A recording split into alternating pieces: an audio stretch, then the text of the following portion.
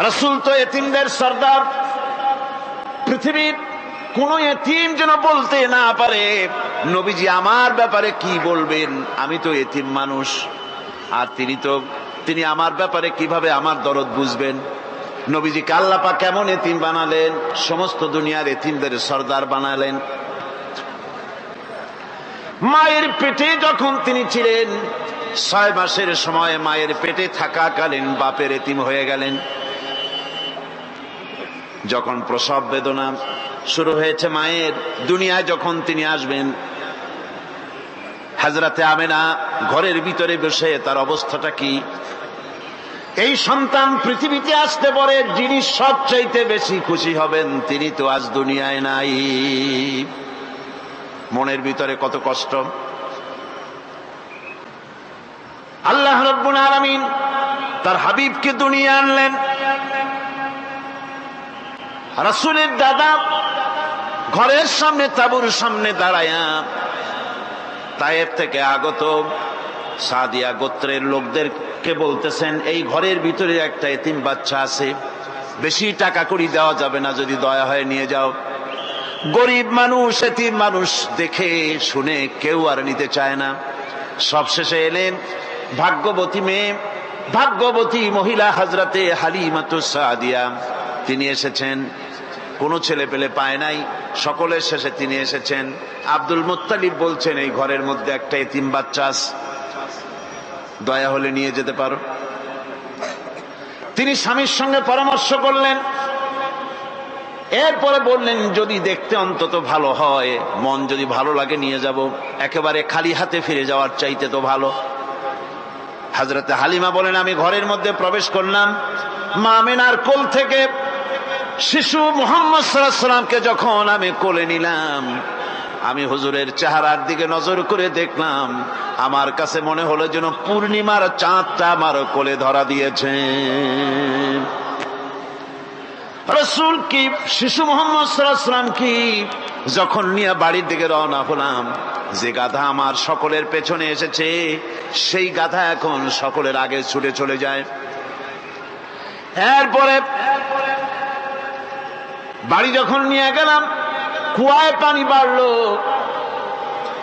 গাছে ফসল বাড়লো, খেজুর গাছে খেজুর বাড়তে লাগলো, জমিনে ফলন বেড়ে গেল। রাসূলের দুধ বোন সাইমা রাসূলকে নিয়ে মুহাম্মদ সাল্লাল্লাহু আলাইহি ওয়াসাল্লাম তাকে দোলনা নিয়ে দোল দিতেছে। কি আশ্চর্য অবস্থা! সাইমা তাকে দোল দিচ্ছে আর বলতেছে, বেঁচে থাকুক মুহাম্মদ সাল্লাল্লাহু আলাইহি ওয়াসাল্লাম, সে দীর্ঘজীবী হোক। কবি লিখতেছেন, কি আশ্চর্য কথা! বেদুইন বালিকা কারে নিয়ে দোল দেয় সে কি তা জানে? বিশ্বনবী মুহাম্মদ রাসূলুল্লাহ সাল্লাল্লাহু আলাইহি ওয়াসাল্লাম এভাবে এতিম অবস্থায় জীবন তার শুরু হলো। যখন তিনি ফিরে এলেন 6 বছর বয়সের সময়, যখন মায়ের কাছে তিনি ফিরে এসেছেন, প্রতিদিন তিনি খেলা দেখতে যান ময়দানে। ইতিহাসের মধ্যে লেখা হয়েছে, মা প্রতিদিন সন্ধ্যার সময় তাকে ফিরে পান। আজকে সন্ধ্যা হয়ে গেছে, শিশু মুহাম্মদ সাল্লাল্লাহু আলাইহি ওয়াসাল্লাম বাড়ি ফেরেন না। কারণ কি? কেন বাড়ি ফেরে না? সন্ধ্যার দিকে তিনি চলে গিয়েছেন পাহাড়িয়া ময়দানে, যে দেখেন ধুধু করতেছে, চতুর্দিকে সন্ধ্যা হয়ে গেছে, অন্ধকার হয়ে গেছে, কোনো ছেলে পেলে নাই, কেউ নাই। পাহাড়ের পাদদেশে বসে শিশু মুহাম্মদ সাল্লাল্লাহু আলাইহি ওয়াসাল্লাম কাঁদতেছেন। মা প্রশ্ন করলেন, বাবারে, সন্ধ্যা উত্তীর্ণ হয়ে গেল, কেন একা একা বসে বসে কাঁদো? তিনি বলছেন, মাজি, আজ কদিন খেলা দেখতে আসলাম ময়দানে, প্রতিদিন দেখি যখন সন্ধ্যা হয়ে যায় মুরব্বী শ্রেণীর কিছু লোক আসে, ছেলেকে নাম ধরে ডাক দেয়, ছেলেরা দৌড়ে তার বাবার কাছে চলে যায়, আর বাবা ছেলেকে কোলে নিয়ে মুখে চুমা দিয়ে বাড়ির দিকে নিয়ে যায়। আমি আজ কদিন পর্যন্ত এই ময়দানে এলাম, কোনদিন সন্ধ্যা বেলায় তো কেউ এসে আমাকে মুহাম্মদ বলে একটা ডাক দিল না। আমার আব্বা কি নাই? আল্লাহ রাব্বুল আলামিন বলেন, আলাম ইয়াজিদকা ইয়াতীমান ফাআওয়া, এরকম এতিম অবস্থায় পেয়ে আমি কি আপনাকে আশ্রয় দেই নাই? আপনাকে আমি পেয়েছি এতিম অবস্থায়, এরপরে আমি আপনারে আশ্রয় দিলাম।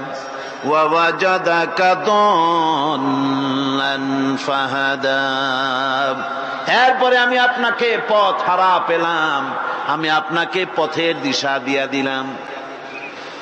ওয়া ওয়াজাদাকা আইলান ফাআগনা, এরপরে আমি আপনাকে দরিদ্র অবস্থায় পেয়েছি, তারপরে আমি আপনার দারিদ্র মুক্ত করেছি আপনাকে।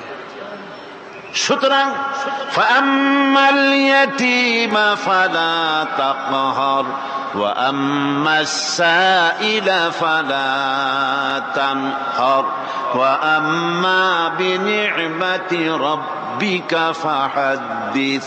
সুতরাং নবী, এতিমের প্রতি নির্মম ব্যবহার করো না, এতিমের প্রতি ভালো ব্যবহার করো, নির্মমতা দেখাইও না। আর ভিক্ষুককে ধমক দিও না, রূঢ়তা দেখিও না, আর আল্লাহর নিয়ামতের প্রশংসা করো। বহুত মানুষ আছে এতিমরে গলায় ধাক্কা দেয়। মানুষ যখন ভিক্ষা নিতে আসে, গরিব মানুষ ভিক্ষা চাইতে আসছে, ওই মেয়ে আত্মাহিতে জানো, দোয়া কুনুত জানো, বাড়ি যেয়ে কাজ করবা, এই সব আজে বাজে কথা বলিয়া ভিক্ষা দেয় না। সাইলকে ধমক দিতে রাসূল করিম সাল্লাল্লাহু আলাইহি ওয়াসাল্লাম নিষেধ করেছেন, সাইলকে ধমক দিও না। গাড়িতে বসে যাচ্ছেন সাহেব, ট্রাফিক মোড়ে যখন সিগন্যাল জ্বলল, গাড়িগুলি দাঁড়ায় গেল, ফকির এসেছে, হাত নাই পাও নাই, বুড়া মানুষ, একটা পয়সা বার করে না। আবার এই মানুষটি ওই ফকিরকে ধমক দিয়া বার করে দিল। এরপরে এই লোকটি যখন কোন মাজারের কাছে পৌঁছে গেল, 500 টাকার কড়কড়ে নোটটা ফেলে দিল। বলেন টাকা দরকার কার? মরা মানুষের না জিন্দা মানুষের? কার দরকার? যার টাকা দরকার ছিল তারে দেওয়া হলো না, যার দরকার নাই তারে দেওয়া হলো। এরপরে লোকটা না খেয়ে যখন মারা গেল, পথের ফকির, রাস্তার ফকির, না খেয়ে মারা গেছে। এরপরে তার কাফনের কাপড় নাই, লোকটাকে রাস্তার উপরে শোয়াইয়া একটা ছেঁড়া কাপড় দিয়ে ঢেকে রেখেছে। বড় লোকেরা, সাহেবরা তখন গাড়ি দাঁড় করে আর 5টা টাকা 2টা টাকা করে তার লাশের উপরে মারতেছে।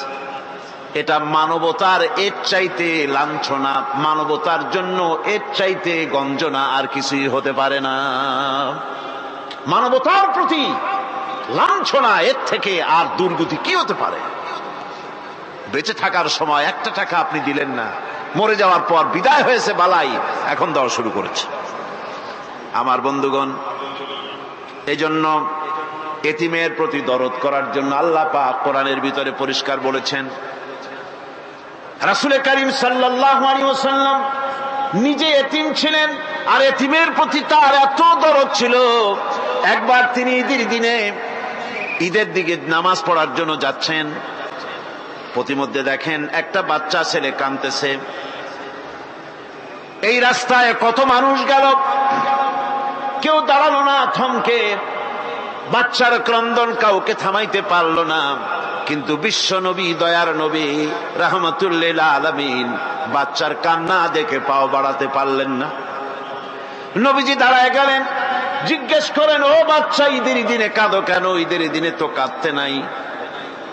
বাচ্চা বলে, তোমার কাছে বলবো না, আমি সেই সকালবেলা থেকে বসে আছি, আমি যদি মক্কার আব্দুল্লাহর পুত্র মুহাম্মদ রাসূলুল্লাহ সাল্লাল্লাহু আলাইহি সাল্লামকে পাই, মনের দুঃখ তার কাছে বলবো। বিশ্ব নবী জমিনের উপরে বসে পড়লেন, বাচ্চারে কোলের উপরে উঠায় বলেন, বাচ্চা বলো কি তোমার দুঃখ? তুমি যার জন্য বসেছো আমি তো সেই এতিম নবী, কি বলতে চাও? বাচ্চা বলতেছেন, ইয়া রাসূলুল্লাহ, আমার বাবা মারা গেছে। সেই ছোট্টবেলায় একেবারেই তখন মায়ের পেট থেকে আমি আসার পর বাপ মরে গেল, আমার মা আর একজনের সঙ্গে বিয়ে বসেছে। সেই পুরুষটি আমারে দেখতে পারে না, আমার মা যদি আমারে কোলে করে এসে সহ্য করতে পারে না, আমারে চুমা খাইলে সহ্য করতে পারে না, আমারে খাবার দিলে মা মার খায়। আজ ঈদের দিনে রাতে আমার মা আমাকে বলল, বাবারে তোমার কপাল খারাপ, তোমার বাবা মারা গেছে, তোমাকে সাহায্য করার কেউ নাই, আমি তোমার যত্ন করতে পারলাম না, কোলে নিয়ে সুমাও দিতে পারি না, আমার এমনই কপাল খারাপ। সুতরাং এতিমের দরদ এতিম ছাড়ার কেউ বুঝবে না। তুমি আজ চলে যাও, ওই রাস্তায়, ঈদের রাস্তায় দাঁড়ায় থাকো, মাঠের রাস্তার পাশে, বিশ্ব নবীর কাছে তোমার দুঃখ বলো, এতিমের দুঃখ তিনি বুঝবেন। আমি মায়ের কথা মতো এই জায়গায় এতক্ষণ বসে আছি, হুজুর আপনি দয়া করে, আমার কথা তো আপনার কাছে বললাম, আমার মনের এই দুঃখ। নবীজি বাচ্চার কথা শুনতেছিলেন, চোখ দিয়া পানি পড়তেছিল, বাচ্চাকে বুকের সঙ্গে জড়িয়ে ধরে নবীজি বলেন, ও এতিম, মুহাম্মদ সাল্লাল্লাহু আলাইহি ওয়াসাল্লাম যদি তোমার পিতা হন আর হযরতে আয়েশা যদি তোমার মা হয়ে যায়, বলো তোমার মনের দুঃখ মেটে নাকি?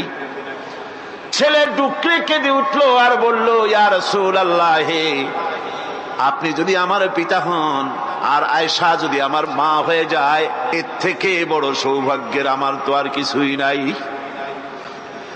নবীজি এতিমকে বাড়ি নিয়ে গিয়ে হযরতে আয়েশার হাতে তুলে দিয়ে বললেন, আয়েশা রে, পবিত্র ঈদের দিনে আল্লাহ রাব্বুল আলামিন তোমার জন্য একটা উপহার পাঠিয়েছেন, এটা যত্ন করো। এতিমের প্রতি দরদ রাখার জন্য আল্লাহ রাব্বুল আলামিন বলেছেন, এতিম, মিসকিন, বিধবা, অসহায় লোক, তাদের প্রতি যাতে করে মুসলিম সমাজ লক্ষ্য রাখে, সেজন্য আল্লাহ পাক নির্দেশ করেছেন। বুখারী এবং মুসলিম শরীফের হাদিসে এসেছে, আস-সাই আলাল আরমালাত ওয়াল মিসকিন কাস-সাই ফি সাবিলিল্লাহ। বিধবাদের জন্য, মিসকিনের জন্য কেউ যদি কোনো উদ্যোগ গ্রহণ করে, কেউ কোনো সাহায্য দেয়, জিহাদের ময়দানে জিহাদ করে আল্লাহর রাস্তায় যে সওয়াব পাওয়া যায়, যে মর্যাদা পাওয়া যায় আল্লাহর কাছে, এতিম, মিসকিন, বিধবাকে সাহায্য করলে সেই সওয়াব আল্লাহ রাব্বুল আলামিন আমলনামায় দিয়ে দেন। আমাদের প্রিয় নবী এতিম মিসকিনদের খুবই ভালোবাসতেন তার নিজের চাকর হযরত যায়েদ ও আনাস রাদিয়াল্লাহু তাআলা আনহুকে। সে সম্পর্কে এখন আলোচনা করা হচ্ছে। তার চরিত্রই প্রমাণ করে, নবীদেরকে বায়নাত দেওয়া হয়েছে, এমন চরিত্র আচার আচরণ দেওয়া হয়েছে যাতে করে লোকেরা অভিভূত হয়ে যায়, আকৃষ্ট হয়ে যায়। হযরতে যায়েদ, তিনি তো কৃতদাস ছিলেন, হারায় গেলেন বাপ মা থেকে, আর এরপরে কুদরত তারে মুহাম্মদ সাল্লাল্লাহু আলাইহি ওয়াসাল্লামের ঘরে উঠায় দিল। তিনি তখন আল্লাহর নবী, তখন নবুয়তের দায়িত্ব পান নাই। যায়েদের পিতার কাছে খবর হয়ে গেল, যায়েদ আছে রাসূলের বাড়িতে, মুহাম্মদ সাল্লাল্লাহু আলাইহি ওয়াসাল্লামের বাড়ি মক্কায়। তারা এসে হুজুরের সঙ্গে দেখা করে বললেন, মুহাম্মদ সাল্লাল্লাহু আলাইহি ওয়াসাল্লাম, জানতে পেরেছি আপনার কাছেই আমাদের ছেলে যায়েদ আছে, মেহেরবানি করে তাকে আমাদেরকে ফিরায় দেন। হুজুর বলেন, যায়েদ যদি তোমাদেরকে চিনতে পারে আর যদি যেতে চায়, আমার পক্ষ থেকে কোনো আপত্তি নাই, অবশ্যই যাবে। তবে যায়েদ যদি যেতে না চায়, আমি এমন লোক নই যে কেউ আমার কাছে থাকতে চাইলে আমি জোর করে তাকে ঠেলেও দিতে পারি না, আমি তেমন লোক নই। পিতা বললেন, আপনি অবশ্যই যুক্তিপূর্ণ কথা বলেছেন। হযরতে যায়েদ কানা হলো। হুজুর বললেন, তুমি কি চেনো এদের? কি? যায়েদ বললেন, চিনি, ইনি আমার বাবা, উনি আমার চাচা। যায়েদের পিতা বলেন, বাবারে বাড়ি চলো, তোমার মা কেঁদে কেঁদে হয়রান, চলো বাড়ি যাই, বাড়ির যা কিছু আছে সব তোমাকে ফিরিয়ে দেওয়া হবে। হযরতে যায়েদ বলতেছেন, পিতা বাড়িতে যা আছি তাই শুদ্ধ, তামাম দুনিয়াটা যদি আমারে দেওয়া হয়, এই লোকটির কাছে থেকে যে ব্যবহার পেয়েছি, আমি এই লোকের কদম ছেড়ে যেতে পারি না। তার চরিত্রই প্রমাণ করে তিনি নবী, কি ব্যবহারটা পেয়েছেন। হযরত আনাস রাদিয়াল্লাহু তাআলা আনহু ছোট মানুষ, 8 বছর বয়সের সময় হুজুরের খাদেম হয়ে হুজুরের বাড়িতে আসছেন। আচ্ছা, 8 বছর বয়সের কিশোর ভুল তো করতেই পারে, গরম পানি চাইলে ঠান্ডা পানি এনে দেবে, স্যান্ডেল চাইলে জুতো আনবে, বিছানা বিছাইতে বললে উঠাই দেবে, এটা স্বাভাবিক। কিশোর মানুষ, ছোট মানুষ। এবার শুনুন, বাইয়ানাত কারে বলেন? নবীদের বাইয়ানাত আল্লাহ যে দিয়েছেন সেটা কি জিনিস? সেটা হলো উন্নত মানের চরিত্র, তার ব্যবহার, ওঠা বসা যা দেখলে মানুষ বুঝতে পারে তিনি আল্লাহর নবী।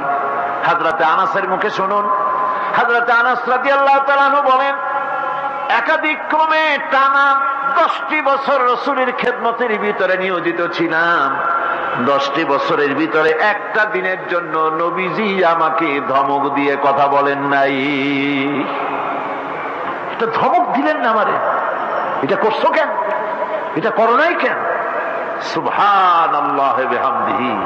গোটা পৃথিবীর সমস্ত মুমিন মুসলমানদের, পুরুষ আর নারীদের জীবন, কলিজা, রক্ত রাসূলের কদম মুবারক উৎসর্গ হয়ে যায়।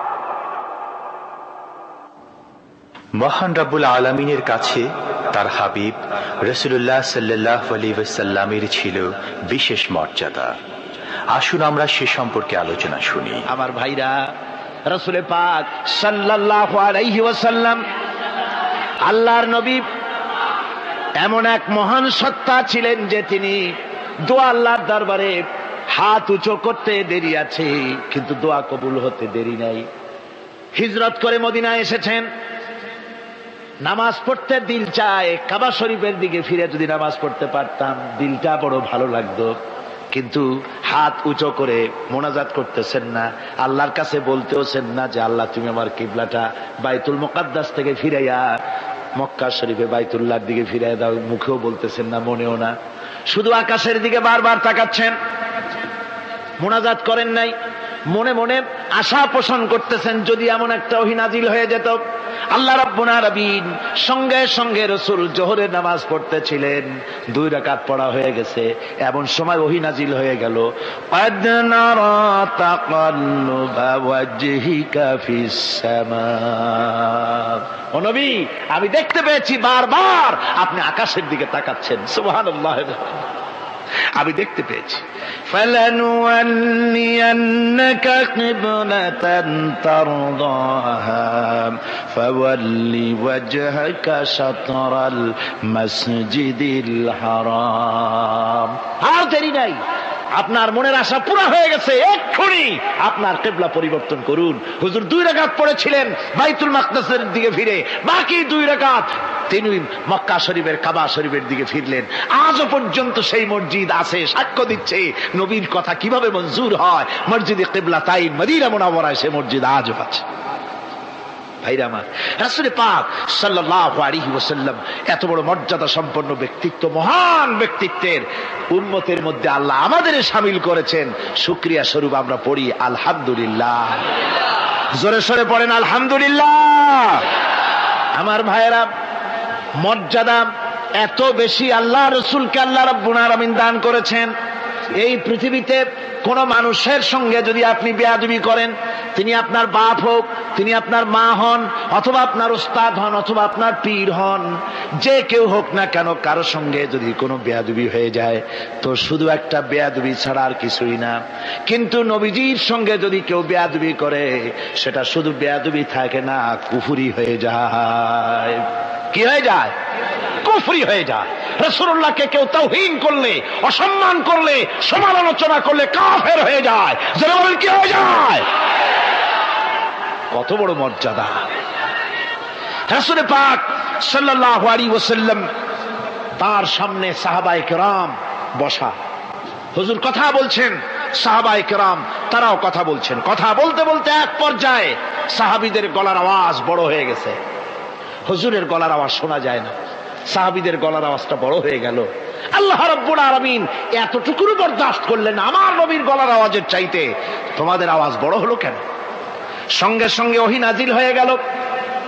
আল্লাহ রাব্বুল আলামিন বলেন, ইয়া আইয়ুহাল্লাযীনা আমানু লা তারফাউ আসওয়াতাকুম ফাওকা সাওতিন নবী। ও বিশ্বাসীরা, খবরদার, তোমরা যারা ঈমান এনেছো শোনো, তোমাদের গলার আওয়াজ যেন আমার নবীর গলার আওয়াজের চাইতে বড় না হয়ে যায়। যদি তা হয়, আনতাহবাতা আমালুকুম, জীবনের সমস্ত ভালো কাজগুলি আমি আল্লাহ বরবাদ করে দেব। আজ পর্যন্ত এই আয়াতে কারিমা রাসূল পাক সাল্লাল্লাহু আলাইহি ওয়াসাল্লামের রওজায়ে আতহারের সামনে সবুজ সাইনবোর্ডের উপরে সোনার অক্ষর দিয়ে এই আয়াতে কারিমা লেখা রয়েছে। সুবহানাল্লাহ। সর্বকালের, সর্বযুগের সর্বশ্রেষ্ঠ মহামানব, সর্বশ্রেষ্ঠ বিশ্বনবী, আল্লাহর পরে যার মর্যাদা, তিনি হচ্ছেন মুহাম্মদ রাসূলুল্লাহ সাল্লাল্লাহু আলাইহি ওয়াসাল্লাম। রাসূলুল্লাহ সাল্লাল্লাহু আলাইহি ওয়াসাল্লামের প্রতি মহান আল্লাহর ভালোবাসার অন্যতম নিদর্শন হচ্ছে মেরাজ। এর মাধ্যমে আল্লাহ রাব্বুল আলামিন তার বন্ধুকে নিজের সান্নিধ্যে নিয়েছিলেন। এখন আমরা শুনব সেই মেরাজের কাহিনী। দুলির ধরা থেকে রাসূলকে আরশে আজিমে নিয়ে যাওয়া হবে। বোরাক এলো। বোরাক হচ্ছে বারকুন থেকে উৎপত্তি। এর অর্থ হচ্ছে বিজলি, বৈদ্যুতিক গতি সম্পন্ন, ঘোড়ার চাইতে ছোট, খচ্চরের চাইতে বড়, এই জাতীয় একটা প্রাণীর মতো হযরতে জিবরাইল নিয়ে আসলেন। আমাদের দেশে কারো কারো বাড়িতে আয়নায় বাঁধানো থাকে এই ছবিটা। ঘোড়া আছে, দুইটা ডানা আছে, মাথাটা মেয়ে লোকের মতো, চুলগুলো ঝুলে পড়ছে, নিচে লেখা আছে হাজা বোরাকুন নবী সাল্লাল্লাহু আলাইহি ওয়াসাল্লাম।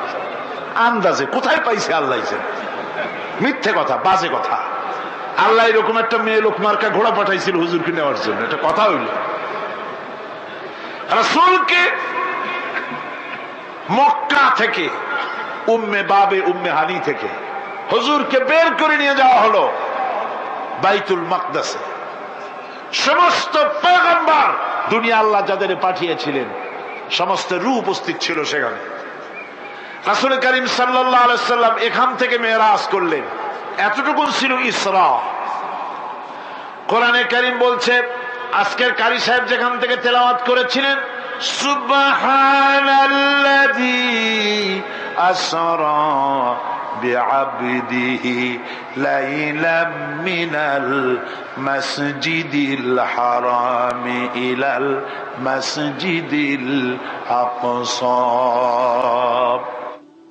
সুবহানাল্লাযী, সমস্ত দুর্বলতা, অক্ষমতা থেকে মুক্ত সেই সত্তা যিনি তার বান্দাকে ইসরা করিয়েছেন, মেরাজ করিয়েছেন। সুবহানাল্লাহ। সমস্ত দুর্বলতা, অক্ষমতা থেকে মুক্ত তিনি পার করে নিয়ে গিয়েছেন। তারপরে মুহূর্তের ভিতরে মহাশূন্য পাড়ি দিয়ে, সেই মহাশূন্য মানে কি? এইখান থেকে সূর্য কত দূরে জানেন না? 9,30,00,000 মাইল দূরে এখান থেকে সূর্য। সেই সূর্য, তারপরে রয়েছে গ্যালাক্সি, মিল্কি ওয়ে, গ্রহ নক্ষত্র, সে যে কত দূরে, যে সমস্ত তারকা, এমন বহুত তারকা আছে যে তারকা সৃষ্টির পর তার আলো পৃথিবীর মাটি আজ পর্যন্ত স্পর্শ করে নাই, অথচ আলোর গতি প্রতি সেকেন্ডে কত মাইল? 1,86,000 মাইল। এই 1,86,000 মাইলের সেকেন্ড, এর মিনিট, এর ঘন্টা, এর দিন, এর সপ্তাহ, এর মাস, এর বছর, এটাকে বলা হয় লাইট ইয়ার, আলোকবর্ষ। সেই তারকা তৈরি হওয়ার পর কত সহস্র সহস্র লাইট ইয়ার চলে গেল, আজ পর্যন্ত সেই তারকার আলো পৃথিবীর মাটি স্পর্শ করতে পারে নাই। তাহলে সেই তারা কোথায়? আল্লাহ রাব্বুল আলামিন তার হাবিবকে চাঁদ, সূর্য, গ্রহ, নক্ষত্র, মহাশূন্য পাড়ি দিয়ে, তারপরে 7 আকাশ পাড়ি দিয়ে সিদরাতুল মুনতাহা পর্যন্ত নিয়ে গেলেন। জোরে কোন সুবহানাল্লাহ। এবার সিদরাতুল মুনতাহা পর্যন্ত যাওয়ার পথে যত ঘটনা ঘটলো, সেগুলো আপনারা ইতিহাস থেকে পড়ে নেবেন, ওগুলি বলার সময় আমার কাছে নাই। সিদরাতুল মুনতাহায় যাওয়ার পর হযরতে জিবরাইল বলেন, আর আমি যেতে পারবো না, এটা হলো বিপজ্জনক বর্ডার। আমি যদি আর এক চুল অগ্রসর হই তাহলে আমি জ্বলে পুড়ে ছাই হয়ে যাব, আমার আর যাওয়ার অধিকার নাই। হুজুর সেখানে বসে থাকলেন। জিবরাইল বলে গেলেন, এখান থেকে আপনাকে নেওয়ার কুদরতি ব্যবস্থা হয়ে যাবে। রাসূল দুনিয়ায় ফিরে এসে হযরতে বেলালকে ডেকে বলেছিলেন, বেলাল গো, এমন কি আমল তুমি করো আমারে শোনাও। হযরতে বেলাল বলেন, হুজুর আমার আমল তো সব আপনি জানেন। কয় না, কি করো শোনাও। বেলাল বলেন, হুজুর খাস আমলের মধ্যে এতটুকু আছে যে আমি কখনো বিনা উজুতে থাকি না, যখন উজু চলে যায় উজু করি আর উজুর ইহতিমামের জন্য 2 রাকাত নফল নামাজ পড়ি। হুজুর বলেন, বেলাল তুমি এই আমল ছাড়বা না, কারণ সিদরাতুল মুনতাহায় হযরত জিবরাইল আমারে যখন ছেড়ে চলে গেলেন, আমার একা একা বড় ভয় লাগতে লাগলো। তখন আমার মনে হচ্ছিল তুমি যেন আমার চতুর্দিকে হাঁটতেছো। আমার ভাইরা, রফরফ নামক বিছানা চলে এলো। কুদরতি এই বিছানায় চড়ে নবীজি আল্লাহ রাব্বুল আলামিনের দরবারে আরশে আজিমে পৌঁছে গেলেন। জোরে বলেন সুবহানাল্লাহ, জোরে বলেন সুবহানাল্লাহ। যেখানে পৃথিবীর কোন মানুষের যাওয়া সম্ভব নয়, গোটা পৃথিবীর মানুষের মর্যাদা আল্লাহ পাক বাড়ায় দিলেন, আরশে আজিমে হুজুরকে নিয়ে গেলেন। তারপরে তিনি কথাবার্তা হুজুরের সাথে কি বললেন, সেই কথাগুলি নিয়ে আমাদের দেশে কথা হলো এই যে হুজুরকে নিয়ে আল্লাহ 5 ওয়াক্ত নামাজ দিছিলেন তো 50 ওয়াক্ত। মুসা আলাইহিস সালামের সাথে দেখা না হইলে তো কাম সারছিল, আমাদের আর উপায় ছিল না। আরে ভাই, শুধু নামাজ দেওয়াই যদি উদ্দেশ্য হবে তাহলে রোজার মতো তো আল্লাহ দুনিয়ায় বসে দিতে পারতেন কিনা, হজের মতো জাকাতের মতো পারতেন কিনা। শুধু নামাজের জন্য নয়, আল্লাহ পাকের কায়নাত দেখাবার জন্য আল্লাহ পাক তাকে নিয়েছিলেন। বেহেশত দেখাইছেন, দোজখ দেখাইছেন, ভালো কাজ করলে কিরকম শান্তি হবে, খারাপ কাজ করলে কিরকম শাস্তি হবে চোখে দেখায় দিয়েছেন মুহাম্মদ রাসূলুল্লাহ সাল্লাল্লাহু আলাইহি ওয়াসাল্লামকে।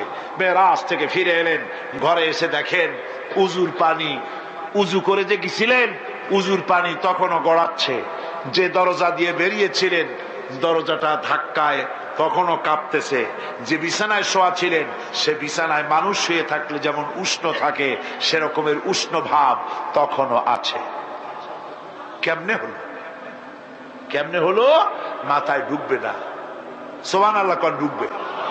জোরে কোন সুবহানাল্লাহ। এটার ব্যাপারে কোন বিজ্ঞান দর্শন যুক্তির প্রয়োজন নাই। প্রয়োজন শুধু এতটুকু, আল্লাহ তার হাবিবরে নেবেন, কত দ্রুত নিবেন, কত দ্রুত পাঠাবেন এটা তিনিই ভালো জানেন, আমাদের কোনো জানার কথা না, ঠিক কিনা কর। তবে দৃষ্টান্ত যদি চান তাহলে আমি দৃষ্টান্তটা এভাবে দিতে পারি, বুঝাবার জন্য একটা দৃষ্টান্ত দিতে পারি। সেটা হলো এই, ধরেন বাংলাদেশে কোনো প্রেসিডেন্ট আসবে, পৃথিবীর যে কোনো দেশের এক প্রেসিডেন্ট আসবে। এটা আসার যখন খবর হয়ে যাবে তখন পত্র পত্রিকায় রুট বলে দেওয়া হয়, এই রুটে রাষ্ট্রীয় মেহমান রাষ্ট্রীয় অতিথি ভবনে আসবেন, এই রাস্তা দিয়ে সাধারণ ট্রাফিক চলাচল বন্ধ থাকবে। এয়ারপোর্ট থেকে নিয়ে রাষ্ট্রীয় অতিথি ভবন পর্যন্ত মেহমান না আসা পর্যন্ত সমস্ত ট্রাফিক চলাচল বন্ধ। মেহমান পৌঁছে যাবে, তারপরে আবার স্বাভাবিক ট্রাফিক চলবে। এটা জানেন কিনা? এইটা যদি পৃথিবীর সামান্য সলিমদ্দি কসিমদ্দি এই জন্য বলছি, আজ আছে কাল নাই, ঠিক কিনা গণ? আজ মন্ত্রিত্ব গেল, কালকে রাস্তায় দাঁড়ায় বলবে রিক্সাওয়ালা আমার একটু নেওয়া, বাজারে মাছ কিনতে যাব, ঠিক কিনা?